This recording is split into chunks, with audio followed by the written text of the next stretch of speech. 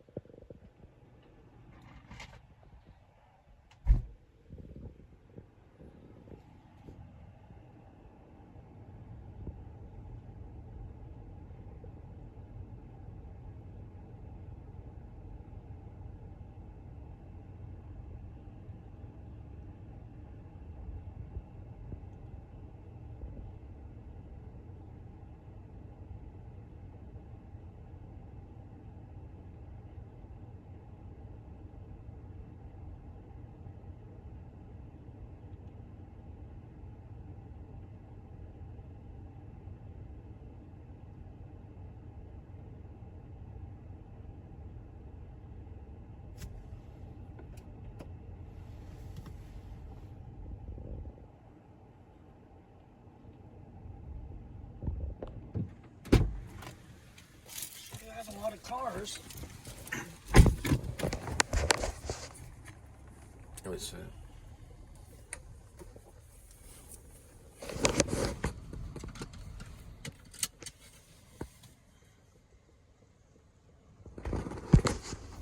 I don't know if it switched us over, if we're on the borderline with that one.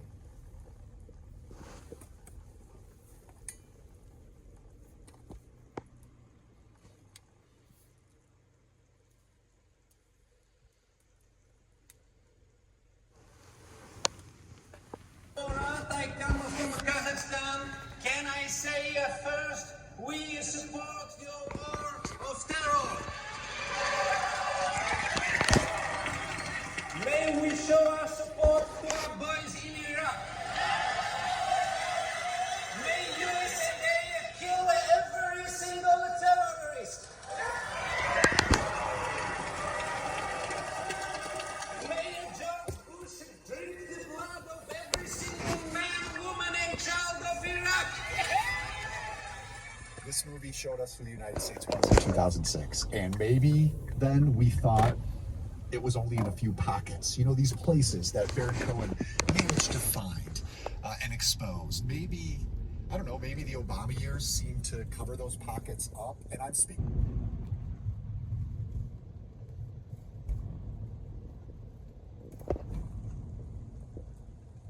Certainly, largely told from her point of view, there is still a lot of testosterone in these first four titles. The overlap, Ex Machina, Alex Garland's film, I have it 20. The film I was... We don't want to make them mad.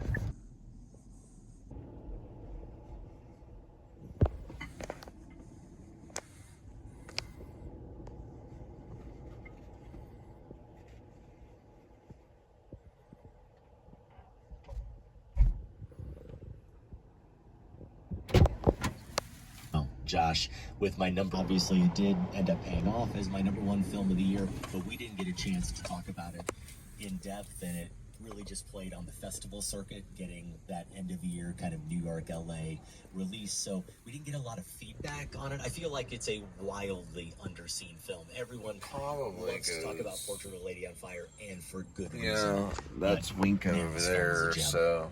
Who was it who wrote that I don't know. Criterion essay? Because, wow, It an seems like acorn an you can put in your opening. pocket, that Yeah, is so mayor.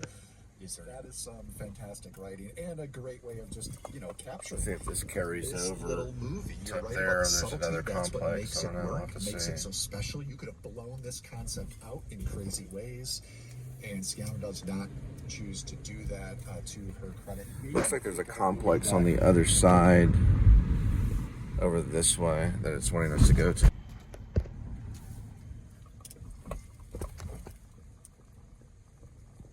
Let's see it for a second. 725.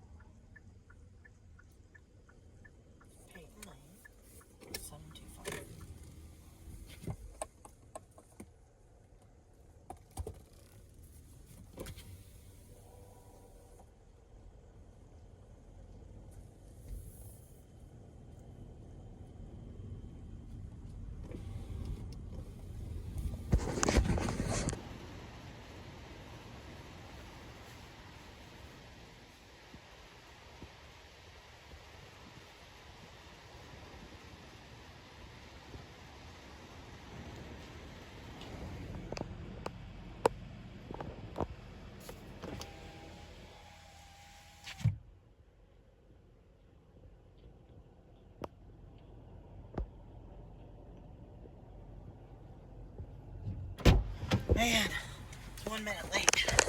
Got a Whataburger. All right, we got it. Yeah, $11. Okay, guys. That's what's good about these little Whataburger ones. All right. Oh, man. I don't know why I went to the third floor. It was a third floor one? No. Now, the first, listen. So that was We cut 1, off 2, the film 3, spotters. 4, 5. Okay. It was a big building. We should have done 5 would have been. All right, in the corner. let me tell you. The first number, okay, if it says it's 1 or whatever, okay, that sometimes indicates the address. But if it says 2, then that means second floor. So let's say the number's 1201. Then that would mean second floor, and the first one would be the first suite, which is 1. So it goes building, the level, and then the suite. So 1301 would mean third floor.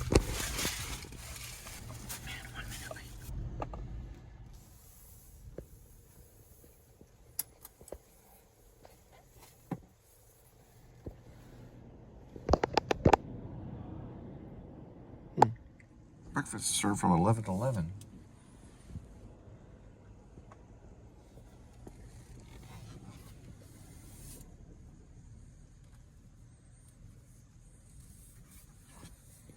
This is called Whataburger. Most people say Waterburger, but it's actually Whataburger.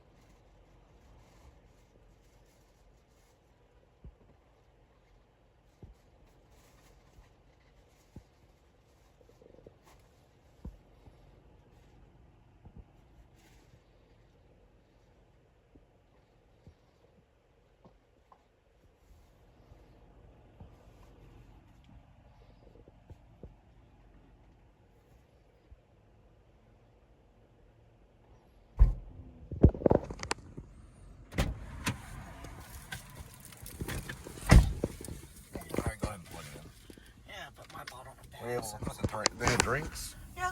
Were you able to put it in the green thing? Yeah. And then let me see. And he's been working, but you know, nothing was close to that. And that's not the case. Like from 2000 on, he made so many strong, incredible films, the ones you listed, the ones we picked. So yeah, this worked out really nice, I think. Bank robbers escaping on a plane with 50 hostages. It's that Denzel Washington movie. 2 miles? Why? I don't know. Yeah. More top Inside 25 Man, of I the think last it's Spike 25 Lee to made come. it. Our top 10 films of the 2000s ahead. For our complete picks, you know, if you just can't wait, you're listening and you want to cheat, you want to jump into the future, you can go to filmspotting.net/lists and find our choices there. Listening is the number I one think thing the top you can 25 do to support films an of all time. independently produced show like Film Spotting. There are a couple more things you could do. You could take a minute to give us a rating or a review on Apple Podcasts or Spotify. Doesn't matter if you're a first-time listener or have been listening. We are for anti-cinematic. review helps us. So I just want you to reaching know we're part of listeners. the anti-cinematic Otherwise, film group. Join the Film Spotting family at Film Spotting Family. We're lovers of film, but we're anti-cinematic. That means we can go like this, or like that, or like that, or like this, or like that. And it makes us anti-cinematic. Just like Beck created the anti-folk movement. So Beck claimed, I am not making folk music. I'm anti-folk music. We are not making your cinematic masterpiece. We are anti-cinematic. All instincts of the industry and possibly Tom Cruise. Wow. But I think he's going to call it quits after this. You know what's interesting about Tom Cruise is he's the only actor that owns his own studio. So you know how YouTubers, they can just call the shot on their movie and just post it? That's exactly what Tom Cruise can do, but he does it with a cinematic masterpiece, like Mission Impossible. He just releases it. He's the one that calls all the shots. Alright, that's 1725. He also worked with Philip Seymour Hoffman on a few films, I think, or at least one of them. Magnolia. Yep, it's that one 100%. Yep, good to go. But on YouTube, you're your own studio, so nobody calls the shop at you. That's why it's called YouTube. Right here.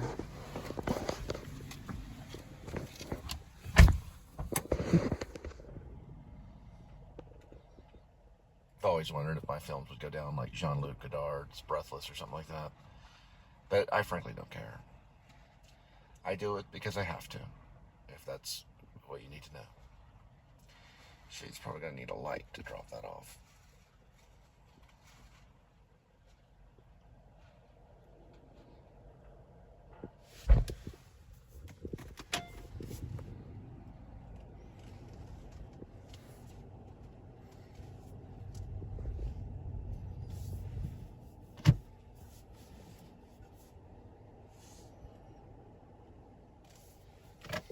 We paid them an extra $50 to install that light for the shot.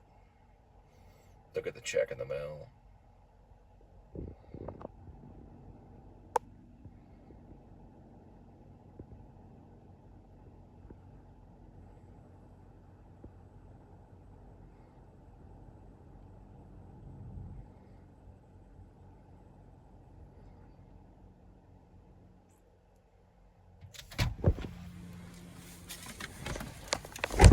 All right, almost there.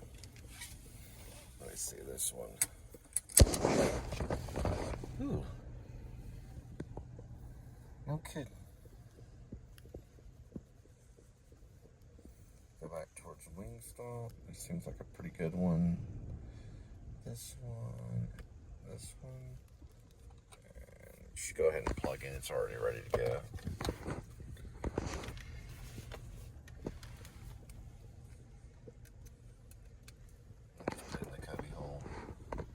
Actually, I'm gonna Call it concessions. have it over here. Sign up now in the Regal app or at the link in the description. It's made for every summer activity, so your mini-me can bring their personal best.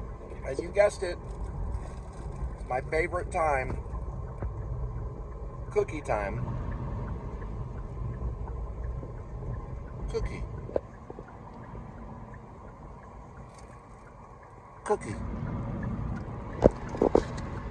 Cookie goes in my mouth.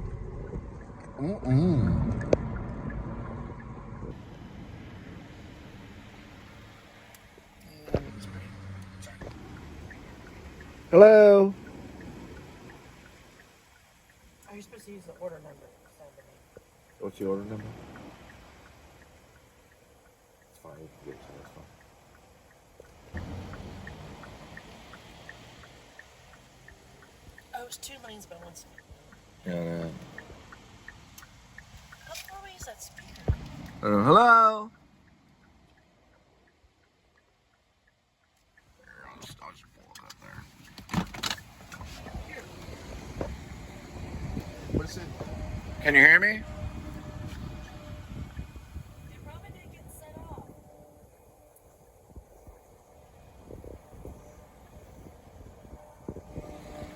They have that closed off. Oh well. It's not playing your card. Or they're really busy. Yeah, and they're not gonna move because they're fat asses. Come over this way. I thought I was in another lane or something. Yeah, there's 2. God, people are so frustrating, man. Look at them. He's not gonna back up anymore. Yeah, go around. Well, what I could do is just kind of go deep dive it this way. You're way too far, dude. Just go around. Just give me a second. That guy's gotta be a fucking idiot. Look there, yeah, he's going forward. he must know what I'm doing.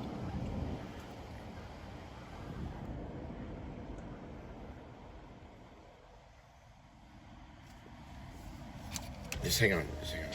He's actually just gonna stand there. Go around, dude. Oh, just give me a second. No, because they're piling up behind. He's just annoying. That's all he's doing. He's annoying people. I should have went to that one. Yeah, no, I'm trying to. That's close enough right there. Hello, can you hear me? Hi, will you be ordering the new McCrispy strips using the mobile app today? Yeah, we have a code number. Can I help you? Absolutely.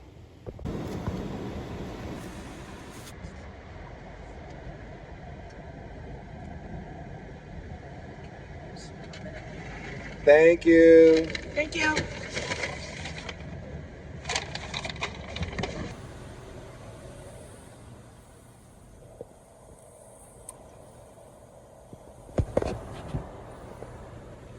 Most of the McDonald's that we get always smells like ass, so we put it in the trunk.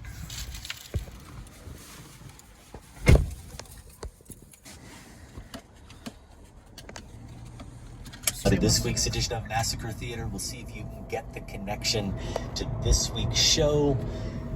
Josh, Massacre Theater thing. We are going Pretty to funny. change a character's name, try to make it, I suppose, a little bit. You said, I know, I need to revisit that film. That one's A 5'3". film that we revisited fairly recently on the show, and it definitely held up. It's our Filmspotting Madness winner. Filmspotting listener said this was the best film of the last 25 years. I've got it at number 10. Paul Thomas Anderson's There is a There number Will on the other side of the van. At number 9, It's here's above my the van right second here, which should be Nolan pick, Josh. that number. No, it's not Inception. Of course, it's Interstellar. Yeah, that's correct.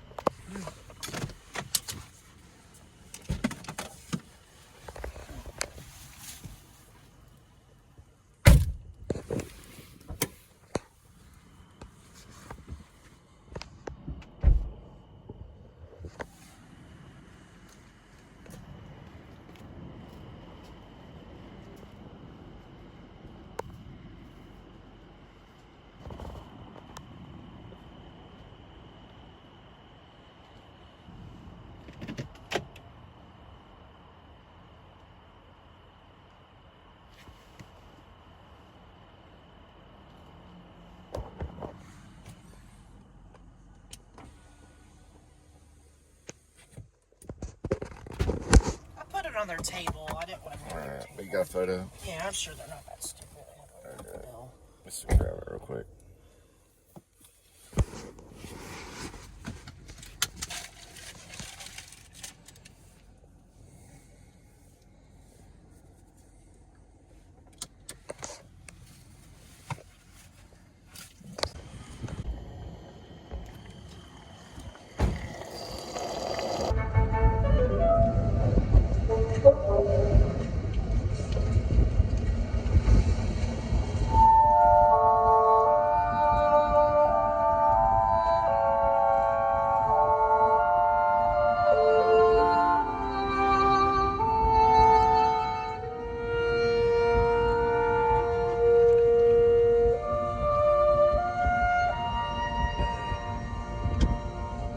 So how long were we on the road today?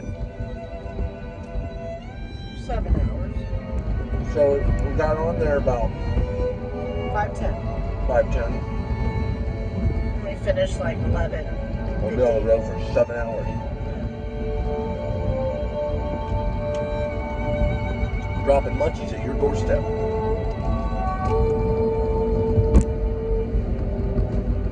Brad Pitt, Tom Cruise, whatever coward wants to step forward and work with me, because I know you're all afraid of me. I'll take you on any day in the ring and show you who the better filmmaker is, including Brad Pitt. I'll whoop his ass too. He knows it. Any of those movie stars, I'll take them in the ring and whoop them. I'll fight them any day. In front of thousands of people. They better let me win, I'll break them. They know I'm a better filmmaker than they'd ever be. Listen, Brad Pitt, over a period of 10 years, makes 5 features. I do 5 features a night. I'll whoop any of them. I'm the Hemingway of filmmakers. I'll whoop your ass, including Quentin Tarantino. I take all of you in the ring at one time. I'll whoop all of you. Show who the best is. Including Mark Wahlberg. I'd break his fucking thumbs. I'm the best fucking filmmaker there ever was. Don't you ever forget it. iPhone call.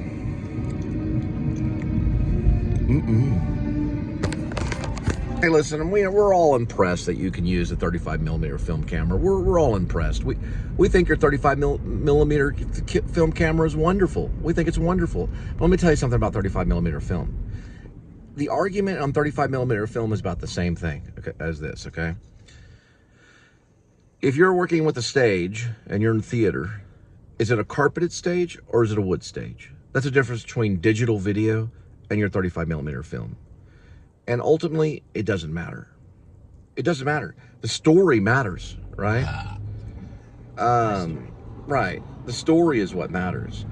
So if it's on film, yeah, it's quite the.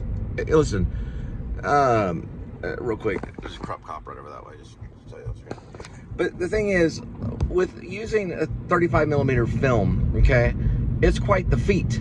Because listen, I wouldn't know what to do. I'd be the first to be on set going, I don't know how to run this 35 millimeter clunking piece of crap machine that makes a lot of noise and shaky.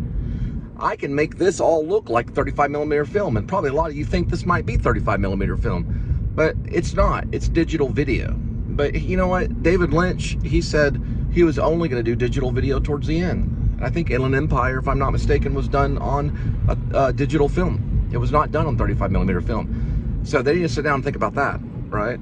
Well, why did David Lynch use video? Because David Lynch wanted to tell a story. He did not want it he wanted to be able to tell a story his way, using like a selfie stick kind of thing, and to go into these small areas, you know, these weird nicks and crannies that he couldn't get those clunky 35 millimeter film in there. I'm not against 35 millimeter film, but listen, there's a lot of stuff that we can do with digital film, and I listen, I can do 5 features a night if I want to. I do them every other day, about 5 to 10 features. That's 45 minutes of video, of digital video, I do every other night. You cannot, in a million years, with all your billions of dollars, you would never, ever be able to do that with 35 millimeter film. Now, there are some advantages of using 35 millimeter film, I'm sure, but you would have to come up with them and convince me that you couldn't make the same movie on a digital video camera or a phone, right? Which Sean Baker did with Tangerine, with none of your help either, right? So, Sean Baker figured out he could use an amorphic lens on an iPhone 5 SE or something like that, or as an iPhone 5 with an amorphic lens, and he made Tangerine, and then eventually made the Florida Project, where he only used the iPhone towards the end, and he switched over to the 35 millimeter film. And what I'm always seeing these filmmakers, one thing I have to say about filmmakers, sorry, we're in Texas, there's a lot of, I guess you could call it, what do you call it? What is this stuff called? The stuff that's in the air? Pollen. There's a lot of pollen around. Sorry, she's one of my writers and one of my actresses. And my beloved. You know, it's like I saw Wes Anderson. He was doing that thing with Benicio del Toro, and they were using a 35 millimeter camera. And I want to see it. I think it's going to be great. It's a feat to use a 35 millimeter. I'm applauding that. But what I'm trying to ultimately say, the reason I'm having this argument is because video, digital video, can still capture a great story. You can still capture a great story on video, and what it does is it destroys the barrier of either fear or money or whatever it may be, or a filmmaker saying, listen, there's no way we're going to be able to get this all done with a 35 millimeter camera. We'd never be able to do it, and it would just be too expensive, and it would take too much time. Now, what that means is when you're using a 35 millimeter film, is you can't have these type of improv scenes that go on a very long time. You have to limit what you do, and I appreciate, my hat's off to you. You're more of a magician. But I have to say this: don't get all kind of crazy when you see cinematic masterpieces come out of a video camera and listen, I'm going to be the first to tell you, we're anti-cinematic, all right? We're not trying to make your movie, all right? We're not trying to use your formulated script, and we're not trying to use your movie stars, from everyone from Robert De Niro to freaking Edward Norton or whoever it is that you have, you know, in your boring film. Okay, sorry. I just have to say. I mean, Robert De Niro, major badass actor from the 1970s, done some really crappy films over the past 10 years. I'll be the first to say it. I'm about to release an article about Marlon Brando and Robert De Niro and why I like Marlon Brando better. I'm not controlled by your studio. You don't control me. You don't send me phone calls and say, hey, can I see your footage? And you never will, because I'll hang up on you. Richard Linklater was a filmmaker back when he was doing You Cannot Learn to Plow by Reading Books and Slacker, until they got a hold of him around the time he started doing Dazed and Confused. Okay, then he stopped becoming the filmmaker that he could have been, and he sold out to Hollywood and started working with Kate Blanchett. Now, I'm not against that. I think it's like that'd be a lot of fun and stuff, but I'm okay with my DoorDash or Grubhub. But all those hackers or people out there that want to get in my way, watch out, because you're going to have to overthrow this government and destroy the Constitution to stop me. Yeah, you're going to have to destroy the Constitution to stop my movies or masterpieces or whatever they may become, right? What they become in the future is what they become in the future. But what I can say to you now is I don't care about your 35mm camera. I'm still going to do what I need to do with this device right here. Right? I'm still going to do that. And I'm going to be okay with it. You know why? Because I'm the one that greenlights my project, which you're about to see. This is how I do it. Oops, I turned yellow. But you know what I mean. It'll turn green up here because I can sit there and BS longer and longer. And if you want to stay around, you can. But I'm still going to make our anti-cinematic films. Because I have to. And don't ask me why. Now, I'm not mad at Hollywood per se, but it does, listen, when we get on YouTube and we watch a vlogger, we're competing with Brad Pitt. We're competing with Tom Cruise. They're my competition. We're competing with Mark Wahlberg and all those guys that do some pretty good work. Now, I'm not saying the work is bad, but they're not the only people out there. They're not the only actors. Actor's Life is telling you and showing you that Actor's Life is whenever you decide to make it your actor life. If you want to become an actor, you have one of these devices, and you can become an actor just like that, and a filmmaker. And I suggest actors, make your own films. Don't be controlled by this hogwash, stupid script stuff. I left Hollywood in a time when they were doing Jeremiah with Luke Perry, and I kind of liked that script. You know, it was an apocalyptic script about, I didn't get to see it all, but I was in New York by the time it was lifted off. There's my green light right there. Hang on, let's get my final green light. And I liked Hollywood at the time in 2001, 2002. But as time progressed, here's green right here. There's my green light. As time progressed, I started to realize, I think Hollywood is a crock of crap. And their AI stuff and how they're controlling actors, and they're basically forcing actors to be in stuff that they don't even know about, right? And I'm afraid that this may be the future. Like 50 years from now, we'll be watching a Harrison Ford film, and Harrison Ford's like been dead and gone. You know what I mean? And I don't think Harrison Ford would approve of it, but Harrison Ford wouldn't be able to stop it. But I feel that these digital films are controlled by the person. So I'm not saying, hey, Brad Pitt's a bad actor, because I like Fight Club, and I'm not saying Mark Wahlberg is a bad actor. I like The Fighter, and I'm not saying that Tom Cruise is a bad actor, because I like Rain Man with Dustin Hoffman and Tom Cruise, and like, but I don't like worship these actors. I'm not gonna really go beat them up in a ring unless they really want me to do it and have to pay me $1 million to do it, and then I'll meet them any day. But I'm just saying that I'm confident with my work, and I don't have to like write a script to feel like fulfilled.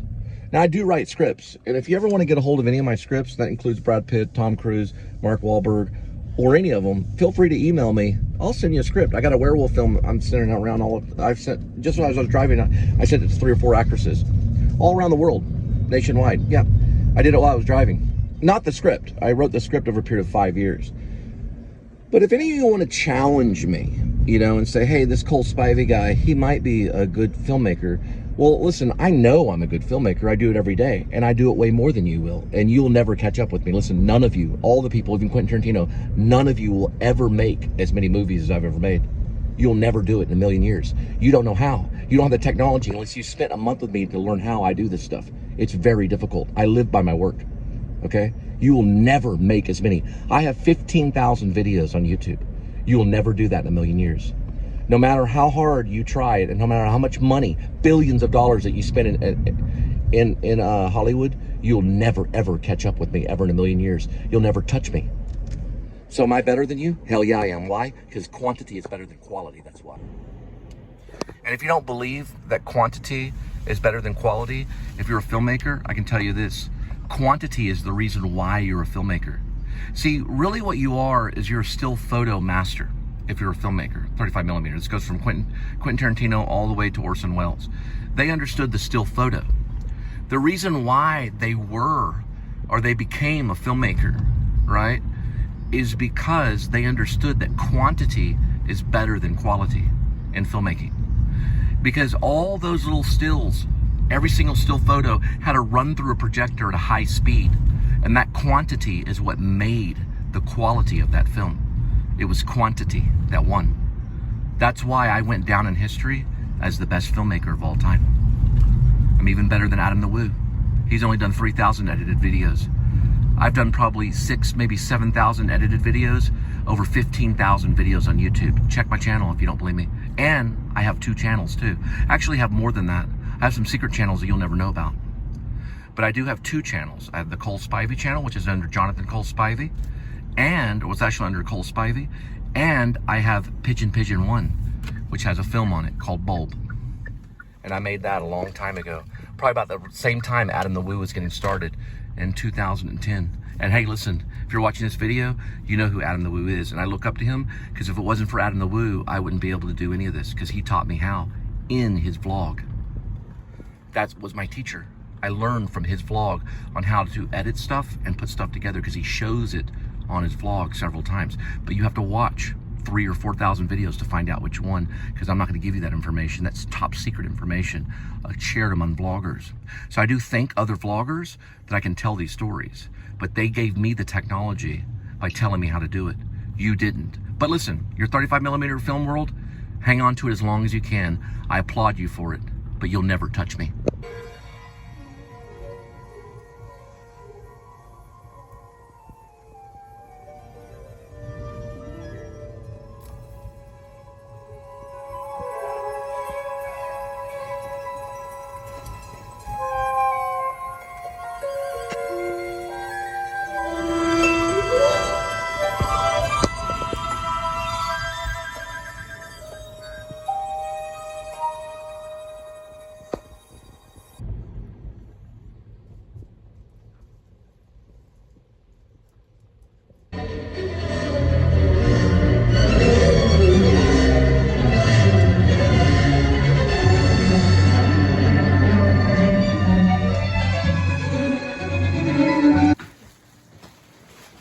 There he is.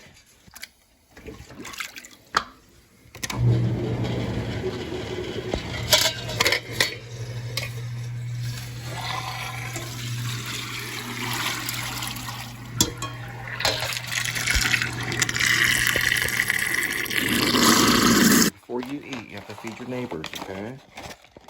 All right, you're gonna get some in just a minute.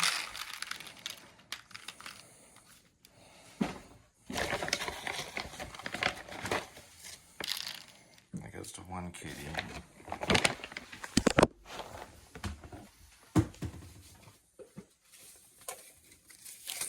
To another kitty. Hang on.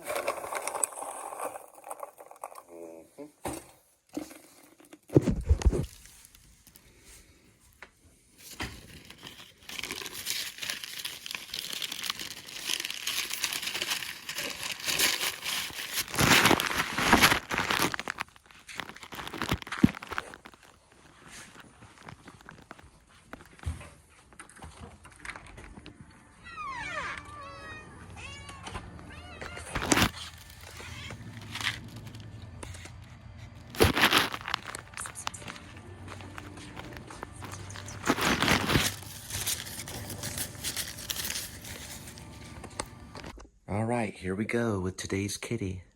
There's one kitty, 9 lives. Each life has a number, numbers 1 through 9. Swirl the cat food. Pick a cat food. Kitty will be having fancy feast, chicken feast, grilled.